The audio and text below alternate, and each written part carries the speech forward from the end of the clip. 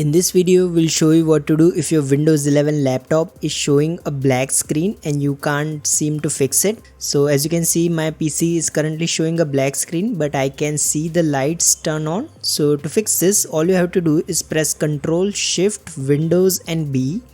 So try pressing Windows plus Ctrl plus Shift plus B once together and your screen will blink.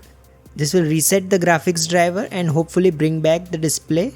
However, if you still see the black screen, another thing you can do is press and hold the power button until your laptop shuts down. Once it is completely off, unplug everything from your laptop including the charger and all the USB cables and HDMI cables. Once you have done that, your next step is to press and hold the power button on your laptop for 30 seconds. After 30 seconds, plug the charger back in and then try to turn on your laptop. If you find this video useful, please don't forget to like and subscribe to Glitch Guru.